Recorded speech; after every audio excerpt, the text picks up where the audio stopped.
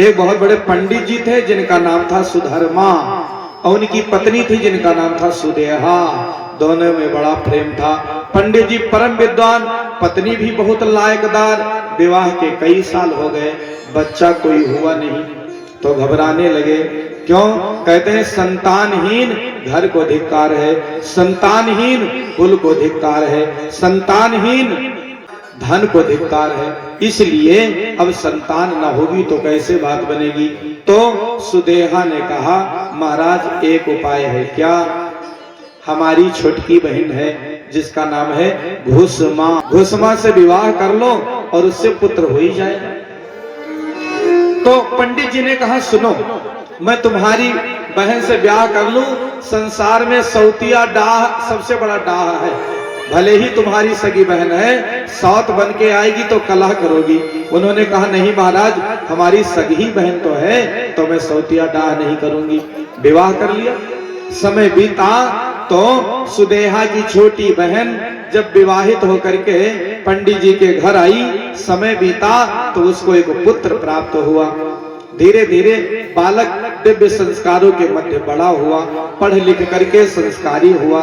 माता पिता ने विवाह कर दिया, बहू भी आ गई। बेटे बहू खूब आदर करते घुसमा का। यह देख करके उसकी सगी बहन को जलन होने लगी। जो कहती थी कि सौतिया डाह में नहीं सताएगा, सता लिया। मन के बहुते रंग है, छिन छिन बदले सोए, एक रंग में जो रहे ऐसा बिरला कोई। अब उसको बहुत परेशानी होने लगी, इसके तो बेटे हैं। एक दिन की बात है, घुसमा प्रतिदिन पार्थिव पूजन करती थी। एक दिन रात्रि में वो बच्चा सो रहा था और जाकर के उसकी सौतेली माँ मौसी भी ला गए, काट डाला बच्चे को सोते हुए और उसकी गठरी बना करके ले जाकर एक तालाब में फेंक दिया। उसी तालाब में, जिस तालाब में घुसमा पार्थिव को ले जाकर विसर्जित करती थी। बहुरिया रोती हुई घुसमा के पास पहुंची। वो पार्थिव पूजन कर रही थी। बोली माँ जी, आपके बेटे नहीं रहे, पूरा बिस्तर खून से लथपथ है और शरीर का एक खंड भी नहीं है।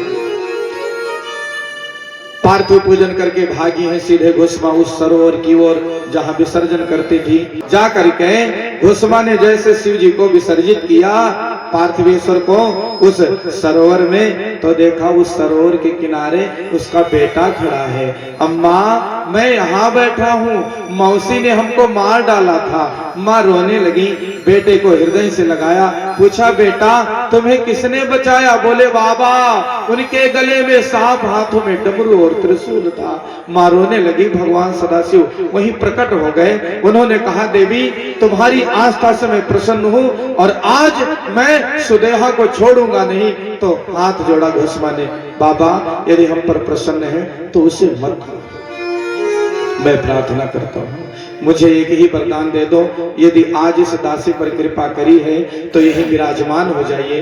तब भगवान सदाशिव घुसमा की स्तुति सुन करके वही विराजमान हो गए, घुसमा के नाम से विराजमान हो गए और उनका नाम पड़ गया क्या? घुसमेश्वर महादेव। बोले घुसमेश्वर महादेव की जय। महाराष्ट्र के दौलताबाद स्टेशन से लगभग 12 मील दूरी पर भगवान सदाशिव घुसमेश्वर महादेव के नाम से विराजमान है।